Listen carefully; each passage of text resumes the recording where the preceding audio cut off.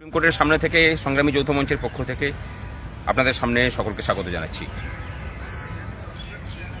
দীর্ঘ ২.৫ বছর আমরা রাস্তার আন্দোলনটাকে লড়াই চালিয়ে গেছি।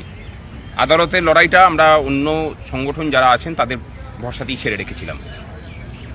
রাস্তার আন্দোলনে যত কিছু পদ্ধতি নেওয়ার, যত কিছুভাবে করার সমস্ত কিছু করেছি।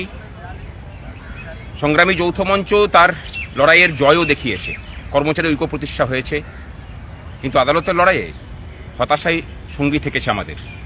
২.৫ বছর ধরে ১৪টা শুনানি হয়নি এবং প্রায় ৪ মাস ৫ মাস পরে ডেট করেছে।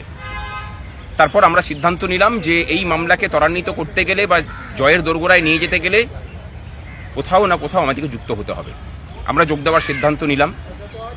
বিভিন্নভাবে সেই যোগদানের বিরোধিতা শুরু করলেন মামলাকারী সংগঠনগুলো এবং আজকে বেনজিরভাবে সরকারের পক্ষ থেকে কোনো আপত্তি আমাদের ইমপিচমেন্ট অ্যাপ্লিকেশনের করা হয়নি, কিন্তু মামলাকারী দুটো সংগঠনের পক্ষ থেকে তার বিরোধিতা করা হলো।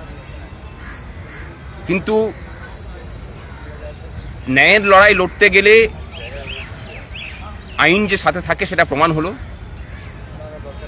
জাজ বলেছেন আমাদের কথা শুনবেন এবং যে কথা আমরা দিয়েছিলাম যে এত লম্বা সময় আর হবে না, খুব দ্রুত এই মামলার শুনানির ব্যবস্থা হবে। ২৭ দিন পরে আবার শুনানি। দীর্ঘ ২.৫ বছরের যে ট্র্যাডিশন চলছিল প্রায় ২ মাস ৩ মাস ৪ মাস ৫ মাস পরে ডেট পড়ার, সেটাকে অন্তত ভাঙা গেছে। মামলা টপ অফ দ্য লিস্টে থাকবে এবং মানে উপরের দিকে থাকবে।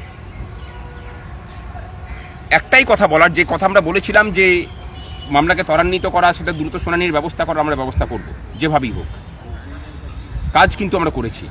আর পরের দিন আমাদের আইনজীবীদের যে প্যানেল থাকবে আপনাদের সহযোগিতায়, সেখানে সর্বশক্তি নিয়োগের বিষয়টাই পরিলক্ষিত হবে। অপেক্ষা করুন। কথা দিচ্ছি, আদালতের লড়াইয়েও সংগ্রামী যৌথ মঞ্চ যেভাবে অপ্রতিরোধ্যভাবে এগিয়ে চলেছে, এক্ষেত্রেও তার ব্যত্যয় হবে না। এই মামলাতেও কর্মচারী পক্ষ জিতবে। তাতে বিরোধিতা যেই করুক না কেন, সেটা সরকারি হোক বা কর্মচারীদের বেশি অন্য কোনো প্রতিপক্ষ তৈরি হোক, লড়াইয়ে আমরা আছি এবং আমরা জয় ছাড়া অন্য কিছু বুঝি না। এই মামলাতেও আমরা জিতবে পশ্চিমবঙ্গের পেনশনাররা, পশ্চিমবঙ্গের শিক্ষক কর্মচারীরা। ভালো থাকবেন সকলে, সাথে থাকুন, দেখা হচ্ছে।